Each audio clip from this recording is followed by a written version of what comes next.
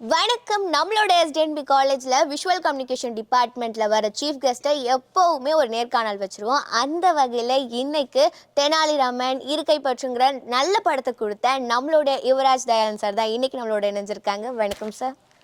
Sir, போட்டா போட்டி, தெனாலிராமன், எலி, இருகைப்பற்று அப்படின்னு சொல்லி ஒரு 4 சூப்பரான மூவிஸ்லாம் எங்களுக்காக கொடுத்துருக்கீங்க. உங்களுக்கு பிடிச்ச அந்த ஃபேவரட் மூவினா எதை சொல்வீங்க? உங்களோட அப்படியே ஹார்ட்டை டச் பண்ண மூவி, இந்த ஸ்டோரி நான் எழுதும் போதே சூப்பராக இருக்கும் அப்படின்னு சொன்ன மூவினா எது? அது ஃபஸ்ட்டு படம் தான். ஃபர்ஸ்ட் படம் அதுதான் க்ளோஸ். ஆமாம், க்ளோஸ் டு ஹார்ட் என்றைக்குமே அதுதான். அதில் தான் நம்மளோட ஃபஸ்ட்டு அட்வென்ச்சர்ஸ்லாம் இருக்கும்ல, இல்லை அது என்றைக்குமே மெமரபிள் தான். க்ளோசஸ்ட்டு டு ஹார்ட்னா, ஏன்னா அதுதான் போய் ரீக்ரியேட் பண்ண முடியாது. அந்த வயசு, அந்த மெச்சூரிட்டிக்கு என்ன பண்ணணுன்னு இருக்குல்ல, அதெல்லாம் பண்ணிகிட்ருப்போம். க்ளோசஸ்ட் டு ஹார்ட் வந்து ஃபஸ்ட்டு படம் தான். ஆமாம். அகெயின் எனக்கு இருக்கப்பட்டு ரொம்ப க்ளோசஸ்ட் டு ஹார்ட் இப்போ ரீசெண்டாக ரிலீஸ் ஆனதுனால closest to heart is yet to come. அவ்வளோதான், இதுக்கப்புறம் வரும் எல்லாம். சார், இப்போது எனக்குன்னா பர்சனலாக பார்த்தீங்கன்னா, நான் ஒரு டிரெக்டர் ஆகணும்னா ஸ்டோரி இருந்தால் போதும் அப்படியே நான் நினச்சிட்டு இருந்தேன். ஆனால் இப்போது எங்களோட இப்போ விஷுவல் கம்யூனிகேஷனில் என்ன சொல்கிறாங்கன்னா, நம்ம டெக்னிக்கலாகவே நிறைய தெரிஞ்சிருக்கணும், ஒரு டிரெக்டருக்கு எல்லாமே தெரிஞ்சிருக்கணும்னு சொன்னாங்க. ஒரு ஸ்கிரிப்டை ரெடி பண்ணி நம்ம வந்து ப்ரொடியூசர்கிட்ட எப்படி சார் போய் அப்ரோச் பண்ணுறது? சரி, இது வந்து ஒரு ஸ்கிரிப்டை ரெடி பண்ணுறோம் அப்படின்னாலே இண்டஸ்ட்ரி எக்ஸ்பீரியன்ஸ் இல்லாமல் ஒரு ஸ்கிரிப்டாக ஃபார்ம் ஆகாது. ஸ்டோரி இருக்கலாம் நிறைய பேர்கிட்ட. ஸோ ஒரு ஸ்கிரிப்டாக ஃபார்ம் ஆகிற அளவுக்கு உங்களுக்கு எக்ஸ்பீரியன்ஸ் இருக்குன்னா ப்ரொடியூசர்கிட்ட எப்படி அப்ரோச் பண்ணணுன்ற எக்ஸ்பீரியன்ஸும் வந்துடும். நல்லா ஸ்கிரிப்ட் ரெடி பண்ணுறவங்களுக்கு இந்த அப்ரோச்சுக்கு இதில், பட் ஜென்ரலாக நான் வந்து ஒருத்தவங்களுக்கு சொல்லிடுறேன். ஸ்கிரிப்ட் இருக்குது, ரெடியாக இருக்குது அப்படின்னா ஃபஸ்ட்டு நமக்கு தேவை ஒரு சினாப்சிஸ். ஏன்னா எல்லாருமே வந்து ஸ்கிரிப்டை படிக்க மாட்டாங்க. ஒரு ப்ரொடக்ஷன் ஹவுஸ் போகிறோம், இன்றைக்கி இருக்கிற ப்ரொடியூசர்ஸ் எவ்வளவோ பெட்டர் டு கம்யூனிகேட். ஏன்னா இன்ஸ்டாகிராமில் இருக்காங்க, ஆக்சஸபிளாக இருக்காங்க, நிறைய மீடியம்ஸ் இருக்குது. அவங்க வெப்சைட்ஸ்லேயே இன்றைக்கெலாம் வந்து காண்டாக்ட் நம்பர்லேருந்து இமெயிலேருந்து எல்லாமே இருக்குது. இன்றைக்கி ஆஃபீஸ் போனாலும் ரெஸ்பாண்ட் பண்ணுறதுக்கு, ப்ராப்பராக ரெஸ்பாண்ட் பண்ணுறதுக்கு முன்னேறி வந்துட்டோம். முன்னாடிலாம் நீங்கள் ஒரு ஆஃபீஸ்க்குள்ளே போனாலே இல்லை சார், ஒரு கதை வச்சுருக்கனால கெட் அவுட் தான். உனக்கு கதை சொல்ல தான் வரும், நீ சம்பாதிக்கிறதுக்கு தான் வரும். உங்கள் ஆஃபீஸ் தேடி வரோன்னா ஒரு கதை கொண்டு வரோன்னா யார் சம்பாதிக்க போகிறீங்க? ப்ரொடக்ஷன்ஸ் தான் சம்பாதிக்க போகிறாங்க. அந்த நாலேஜே இல்லாத ஒரு ஃப்ரண்ட் ஆஃபீஸில் தான் இருந்தாங்க ஃபஸ்ட்டு. இல்லைனா அந்த ஆஃபீஸில் ஒர்க் பண்ணுறவங்களே வந்து வரவங்கள ஒரு எனிமையாக தான் பார்ப்பாங்க. ஏன்னா அவங்க ஒரு ஆப்பர்ச்சுனிட்டிக்காக வெயிட் பண்ணிட்டு இருப்பாங்க. அதனால் இன்றைக்கி அதெல்லாம் இல்லை. இன்றைக்கி வந்து ரொம்ப ரொம்ப ஸ்ட்ரெயிட் ஃபார்வர்ட் கம்யூனிகேஷன். நீங்கள் எந்த ஆஃபீஸ் போனாலும் உங்களுக்கு என்ன பண்ணணும்னு சொல்லிடுவாங்க. ஃபஸ்ட்டு ஒரு ப்ரொடியூசர்கிட்ட மீட் பண்ணும்போது இதுதான் ப்ராசஸ்ங்க, எங்களுக்கு சினாப்சிஸ் அனுப்புங்க, இல்லை எங்களுக்கு ஸ்கிரிப்ட் கொடுங்க, இது மாதிரி க்ளீனாக சொல்லிடுவாங்க. ஃபஸ்ட்டு யாருமே வந்து ஸ்கிரிப்ட் கேட்க மாட்டாங்க, ஃபஸ்ட்டு சினாப்சிஸ் கேட்பாங்க. சினாப்சிஸ்னோன்னா இங்கே நிறைய பேருக்கு சினாப்சிஸ் எழுத தெரியாது. சினாப்சிஸ்னோன்னு அவங்க என்ன நினச்சிக்கிறாங்கன்னா, ஒரு கதையை எப்படி ஒரு பேஜில் சொல்கிறதுன்னு தான் பார்க்குறாங்க. நீங்கள் ஒரு டீசர் பண்ணுறீங்க, ஒரு ட்ரெய்லர் பண்ணுறீங்க, ஒரு படத்துக்கு கதை சொல்கிறீங்களா? அதில் ஒரு டீசர் என்ன க்ரியேட் பண்ணுதோ, ஒரு ட்ரெய்லர் என்ன க்ரியேட் பண்ணுதோ அதுதான் உங்கள் சினாப்சிஸ் பண்ணணும். ஸோ நீங்கள் வந்து சினாப்சிஸ்னோன்னே இது எப்படி இவ்வளோ நான் 2 மணி நேரம் ஒரு கதை வச்சுருக்கிறேன், இது எப்படி இவங்க ஒரு பேஜில் கொடுக்க சொல்கிறாங்க அப்படின்னு நிறைய பேருக்கும் வரும். ஸோ நீங்கள் கதை சொல்ல ட்ரை பண்ணாதீங்க, ஒரு ஹுக் வேணும். எப்படி ட்ரெய்லரில் ஒரு ஹுக் க்ரியேட் பண்ணுறோம், ரேண்டமாக சில விஷயங்கள் சொல்லி ஒரு ஹுக் க்ரியேட் பண்ணுறோம்ல, அந்த ஹுக் அதில் இருக்கணும். உங்களுக்கு ஒரு பேஜில் எப்படி இந்த ஸ்கிரிப்டை படிக்க வைக்கிறதுன்றது தான். ஓகே, இதெல்லாம் சொன்னால் இவங்க ஸ்கிரிப்டை படிப்பாங்களா அப்படிதான். அதனால் கதை சொல்ல தேவையில்லைங்க. உங்களுக்கு ஒரு ஒன்லைன் பியூட்டிஃபுல்லாக இருக்கா, ஒரு ஒன்லைனை கேட்டாலே வந்து அவங்க ஒத்துப்பாங்களா அப்படின்னா ஒன்லைன் பற்றி அங்கே பேசலாம். இல்லை கேரக்டரைசேஷன், இந்த மாதிரி ஒரு கேரக்டரை பற்றி தெரிஞ்சால் அவங்க கதையை படிப்பாங்கன்னா அந்த கேரக்டரை பற்றி பேசலாம். இல்லை அந்த கதையில் இருக்கிற ஒரு சிச்சுவேஷன், அந்த சிச்சுவேஷன் தான் பயங்கர மைண்ட் ப்ளோயிங்கான சிச்சுவேஷனா, அப்போ அந்த சிச்சுவேஷனை பற்றி பேசலாம். நீங்கள் எதை பிச் பண்ணுறீங்கன்றது இருக்குல்ல, அந்த கதையில் எது ஹைலைட்டு, எதனால் நீங்கள் அந்த கதையை பண்ணீங்க. ஃபஸ்ட்டு ஒரு க்ரியேட்டராக நான் ஏன் இந்த கதை பண்ணேன், ஏன் இந்த ஸ்கிரிப்ட் எழுதணும்னு நினச்சேன், என்னை எதை வந்து இன்ஃப்ளூயன்ஸ் பண்ணிச்சு இந்த கதை எழுத, அதுதான் சினாப்சிஸில் இருக்கணும். அந்த சினாப்சிஸ் வந்து கதை சுருக்கம் கிடையாது. சினாப்சிஸ் வந்து ஒருத்தரை ஸ்கிரிப்டை கொடுங்கன்னு கேட்க வைக்கிற ஒரு டூல். சரியா? ஸோ அதுதான் அங்கே புரிஞ்சிக்க வேண்டியது. மற்றபடி இன்னைக்கு ப்ரொடியூசர்ஸை போய் மீட் பண்ணுறதுலாம் ரொம்ப ஈஸி. ரொம்பவே ஒரு யூஸ்ஃபுல்லான மெசேஜ் கொடுத்துருக்கீங்க வருங்கால டைரக்டர்ஸ்க்கு. அடுத்த கேள்வி என்னென்னா, எனக்கு ரொம்ப ரொம்ப பிடிச்ச படம் வந்து இருக்கப்பற்று. அதில் வந்து ஒரு கப்புள்ஸ் டிஃப்ரெண்ட்டான எமோஷ்னலை நீங்கள் வந்து கொடுத்துருக்கீங்க. அதை ரைட் பண்ணும்போது நீங்கள் என்ன நினச்சி நீங்கள் அதை ரைட் பண்ணீங்க சார்? படம் பார்க்கும்போது நீங்கள் என்ன நினச்சிங்களோ அதை தான் நினச்சி ரைட் பண்ணேன். ஆனால் இமோஷ்னலான ஒரு ஜேர்னி எனக்கு அது எழுதுனது. ப்ளஸ் எனக்கு நான் அந்த ஸ்கிரிப்டை வந்து ஒன் ஸ்ட்ரெச்சில் படம் பார்த்த ஒரு ஆர்டரில் எழுதலை. ஸோ 3 கதை இருக்கு இல்லையா, 3 கதையும் தனித்தனியாக தான் எழுதினேன். ஸோ நான் ரொம்ப இமோஷ்னலாக கோத்ரூ பண்ணுவேன் அதில். ஏன்னா நான் ரொம்ப கேரக்டராகவே பிஹேவ் பண்ணுவேன் அந்த டைமில். அந்த கேரக்டராக பிஹேவ் பண்ணுறதை தாண்டி அந்த ரூம்குள்ளே அந்த கேரக்டர்ஸ் எப்படி பிஹேவ் பண்ணுவாங்க அப்படி பிஹேவ் பண்ணுவேன். வெளியே ஒருத்தவங்க கிட்ட போய் அப்படி பிஹேவ் பண்ண மாட்டோம். பட் ரூம்குள்ளே தனியாக எழுதும் போது அந்த கேரக்டர்ஸ் எப்படி பேசுவாங்களோ அப்படி தான் பேசி பார்ப்போம். எங்கே அழணுமோ அங்கே அழுவேன், எங்கே கை தட்டணுமோ நான் தான் எழுதும் போது ஃபஸ்ட் ஆடியன்ஸ் இல்லையா. எனக்கு படம் பார்க்கும்போது நிறைய பேர் அழுதாங்க இல்லையா, அது எல்லாமே எனக்கு நானுமே அழுவேன். அதை எழுதும் போது எனக்கு அந்த டியர்ஸ் வந்து என் பேப்பரில் படும்போது அவ்வளோ கனெக்ஷன் இருக்கும் ஸ்கிரிப்டோட. அது ஒரு நல்ல ஜேர்னி. எனக்கு என்னென்னா ஒரு கதையை ஆரம்பித்து அந்த கேரக்டர்ஸோடு உள்ளே போய் அதை முடித்து வெளியே வந்து திரும்ப நான் அடுத்த கேரக்டர்ஸ்குள்ளே போகணும் இல்லையா. ஸோ இவங்கலேருந்து நான் வெளியே வரணும், அதுக்கு எனக்கு ஒரு 2-3 டேஸ் ஆகும். திரும்ப அடுத்த கேரக்டர்ஸ்குள்ளே போகிறதுக்கு ஒரு 2-3 டேஸ் ஆகும். அப்புறம் அங்கேருந்து அவங்களே எழுதணும், இவங்களெல்லாம் கம்ப்ளீட்டாக மறந்துட்டு.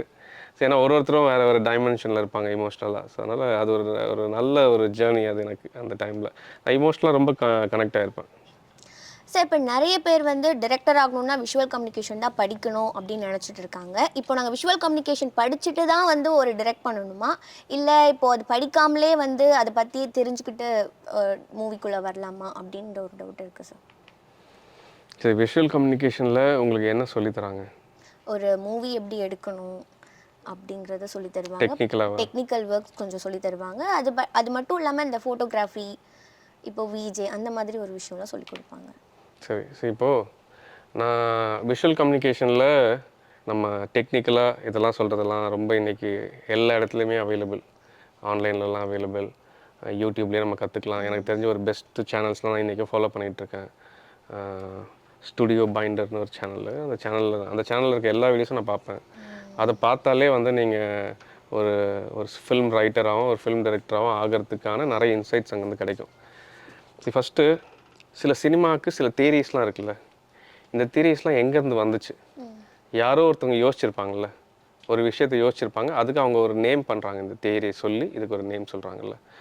ஸோ இப்போ நிறைய டிரெக்டர்ஸ்க்கு, இந்த ஜேர்னி இல்லாத டிரெக்டர்ஸ்க்கு அவங்க நேச்சுரலாகவே ஒன்று பண்ணுவாங்க. அவங்க நேச்சுரலாகவே இதை இப்படி தான் சொல்லணும், இந்த விஷுவலுக்கு இப்படி தான் ஒரு மீனிங் வருது, ரேண்டமாக அவங்க பவுன்ஸ் பண்ணுவாங்க அதுக்குள்ளே. ஸோ அதை நீங்கள் பார்த்தீங்கன்னா, இப்போது ஃபார் எக்ஸாம்பிள் சக்ஸஸ்ஃபுல்லாக நம்ம ஒரு எக்ஸாம்பிள் லோகேஷ் கனகராஜ். அவர் நிறைய விஷயம் ஒரு வேளை தெரியாமல் பண்ணியிருந்தாலும் அவருக்கு வந்து கனெக்ட் ஆகுது, அவர் ஒரு விஷயம் பண்ணுறாருன்னா, யாரோ ஒரு தியரி படித்தவங்க இந்த தியரியை அப்ளை பண்ணியிருக்காரு அப்படின்னு சொல்லலாம் ஈஸியாக இல்லையா. அதனால் நானே சில நேரங்களில் ஒரு விஷயம் யோசிச்சிருப்பேன். நம்ம ஏதாவது ஒரு டியூட்டோரியல் பார்ப்போம், ஏன்னா நம்ம எல்லாத்தையுமே அகாடமிக்கில் கற்றுக்க மாட்டோம். அதனால் நம்ம ஏதாச்சும் ஒரு பார்ப்போம். பார்க்கும்போது அவங்க ஒரு தியரி பற்றி பேசுவாங்க, இந்த தியரியை தான் நம்ம அப்ளை பண்ணோம், தியரி பேரே நமக்கு தெரிஞ்சிருக்காது, ஆனால் நம்ம அப்ளை பண்ணியிருப்போம். ஸோ சில பேருக்கு நேச்சுரலாக அந்த இன்ஸ்டிங்க்ட் தான் தியரி. ஒரு நம்ம ஒரு டெசிஷன் எடுக்கிறோம் இல்லை, இது இப்படி பண்ணலான்னு சொல்லிட்டு சில பேருக்கு நேச்சுரலாக வரும். ஸோ அந்த மாதிரி ஒரு மைண்ட்ஃபுல்லான பீப்புளுக்கு தியரி இருக்கணும்னு அவசியம் இல்லை. ஆனால் கொஞ்சம் அந்த மாதிரி பெர்ஸ்பெக்டிவில் பார்க்காதவங்க சில பேர் வந்து ரொம்ப இமோஷ்னலாக கதையை சார்ந்திருப்பாங்க. அவங்களுக்கு இதெல்லாம் தாண்டி வேறு ஒரு இமோஷன்ஸ். அதனால தான் சில படங்கள் வந்து டெக்னிக்கலாக ஃபெயில் ஆகிருக்கும், ஆனால் பயங்கர சக்ஸஸ்ஃபுல்லாக இருக்கும். நல்ல ஃபோட்டோகிராஃபி இருக்கணும்னு அவசியம் இல்லை, நல்ல ஷார்ட் டிவிஷன் இருக்கணும்னு அவசியம் இல்லை, நல்ல மியூசிக் இருக்கணும்னு அவசியம் இல்லை. As a story, as a கான்டென்ட்டாகவே அது சக்ஸஸ்ஃபுல்லாக இருக்கும். ஸோ அவங்க எந்த தியரியுமே அப்ளை பண்ணியிருக்க மாட்டாங்க, ஆனால் அந்த கான்டென்ட்டே சக்ஸஸ்ஃபுல்லாக இருக்கும்ல. அவங்களுக்கு இந்த தியரிஸ் எல்லாம் தெரிஞ்சுக்கிட்டு அப்ளை பண்ணால் மேபி அந்த கான்டென்ட் இன்னும் எலிவேட் ஆகலாம். ஸோ இந்த தியரிஸ்லாம் வந்து தெரிஞ்சு பண்ணும்போது மேபி கான்டென்ட் எலிவேட் ஆக வாய்ப்பு இருக்குது. அது தெரியணுன்ற அவசியம் சில டைரக்டர்ஸ்க்கு இல்லை. பட் ஐ வுட் சஜஸ்ட்,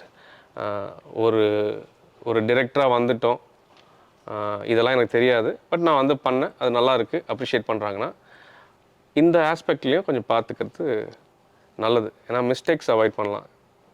ஏன்னா ஏற்கனவே பண்ண மிஸ்டேக்ஸ்லாம் வந்து தியரியாக இருக்கும். ஸோ அதனால் அதை அவாய்ட் பண்ணுறதுக்கு அதெல்லாம் படிச்சிடுறது பெட்டர். சார், அடுத்ததாக இப்போ ஒரு நல்ல படத்தை ஒரு சக்ஸஸ்ஃபுல்லாக ஆக்கிறதுக்கு கூட மார்க்கெட்டிங்கோட ஸ்ட்ராட்டஜி வந்து தேவைப்படுது. அது எதனால அப்படின்னு? சரி, நீங்கள் ஒரு நல்ல டேர்ம், ஒரு படத்தை சக்ஸஸ்ஃபுல் ஆக்கிறதுக்கு மார்க்கெட்டிங்லாம் பண்ண முடியாது. ஒரு நல்ல படத்தை சக்ஸஸ்ஃபுல் ஆக்கிறதுக்கு என்ன மார்க்கெட்டிங் பண்ணலாம். ஸோ கான்டென்ட் நல்லா இல்லைன்னா நீங்கள் என்ன மார்க்கெட்டிங் பண்ணாலும் அது உங்களுக்கு டிசாஸ்டராக தான் போகும். அது உங்களுக்கு வந்து ரிஃப்ளெக்ஷன் தப்பாக தான் போய் அமையும். அதனால் ஃபஸ்ட்டு நல்லா இருக்கிற கான்டென்ட்டு, அதுக்கு இன்றைக்கி மார்க்கெட்டிங் 100% ஹெல்ப் பண்ணுது.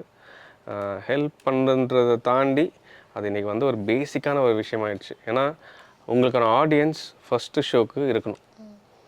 அதை ரெடி பண்ணாமல் நீங்கள் ரிலீஸ் பண்ணுறீங்கன்னா ஆடியன்ஸே ப்ரிப்பேராக இல்லை அந்த படத்தை பார்க்க. அப்போது யார் வருவாங்க தியேட்டருக்கு? ஏன்னா இன்றைக்கி ஒரு எல்லாரோட இன்டென்ஷனும் இன்றைக்கி பல படங்களோட இன்டென்ஷன் என்னென்னா படத்தை ரிலீஸ் பண்ணிடணும். ஆனால் யார் வராங்க படத்தை பார்க்க?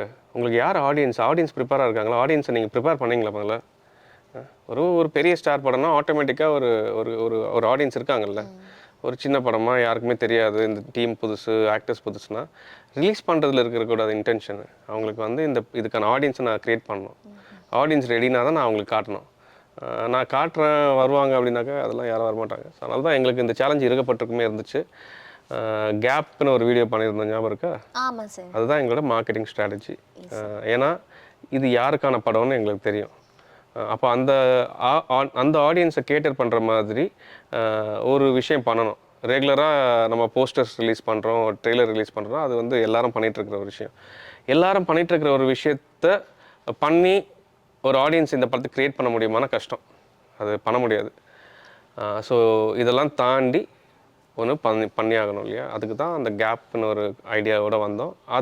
அதை பார்த்தவங்க இமோஷ்னலாக மூவ் ஆனாங்கன்னா, இமோஷ்னலாக கனெக்ட் ஆனாங்கன்னா அவங்க தான் நம்ம ஆடியன்ஸ். ஸோ அந்த வீடியோவோட அச்சீவ்மெண்ட்டு இமோஷ்னலாக எல்லோரும் கனெக்ட் ஆனாங்க. அங்கே நான் தான் சொன்னேன், அந்த வீடியோவில் நீங்கள் கனெக்ட் ஆனீங்கன்னா அதை விட 10 டைம்ஸ் இந்த படத்தோட கனெக்ட் ஆவீங்கன்னு சொன்னேன். ஸோ இதுதான் marketing strategy. Marketing is must. இது வந்து ஆப்ஷனல்லாம் இல்லை. இப்போ மார்க்கெட்டிங் இஸ் மஸ்ட். சில பெரிய ஆர்டிஸ்ட்டுங்களோட படம், பெரிய டீம் எல்லோரும் இருந்துமே மார்க்கெட்டிங் பண்ணாமல் மாட்டின படங்கள்லாம் இருக்குது. ஏன்னா அவங்க என்ன நினைக்கிறாங்கன்னா, ஒரு ஆர்டிஸ்ட் இருக்காங்க, ஒரு இவ்வளோ இருக்குது, ஆடியன்ஸ் ப்ரிப்பேராக இருப்பாங்கன்னு இருப்பாங்கல்ல. ஆனால் அப்படி இல்லை. ஆடியன்ஸ் வந்து ஒரு படத்துக்கு ரெடி ஆகணும். ஒரு ஆக்டருக்கு ஆடியன்ஸ் ரெடி ஆக மாட்டான். இப்போ விஜய் சார் எடுத்துக்கோங்களேன். விஜய் சார் யாரோட பண்ணுறாரு, என்ன பண்ணுறாரு, அந்த படத்துக்கு என்ன மார்க்கெட்டிங் ஸ்கோப் இருக்குது, அதை பொறுத்து தான் ஆடியன்ஸ் ப்ரிப்பேர் ஆவாங்க. அந்த படத்துக்கு ப்ரிப்பேர் ஆன எல்லா ஆடியன்ஸும் அடுத்த படத்துக்கு ப்ரிப்பேர் ஆகுறாங்கன்னா இல்லை. நீங்கள் வந்து ரஜினி சார் பண்ணுற ஜெயிலர் படமாக இருக்கட்டும், ஜெயிலருக்கு அடுத்து வர ஒரு படமாக இருக்கட்டும், அந்த ஆடியன்ஸ் ரெடியாக இருப்பாங்களான்னா இருக்க மாட்டாங்க. ஸோ ஒரு படத்துக்கும் நீங்கள் ஆடியன்ஸை ப்ரிப்பேர் பண்ணுறதுக்கு மார்க்கெட்டிங் இஸ் மஸ்ட் நவடேஸ். அதுவும் இல்லாமல் 1 மாதத்தில் வருது. நமக்குலாம் நம்ம ஆளுங்களுக்கு வந்து சினிமா லீஸ்ட் ப்ரையாரிட்டி நிறைய பேருக்கு. வந்துடும், வீட்டில் வந்தோடனே பார்த்துக்கலாம் அப்படின்னு சொல்லுவாங்க.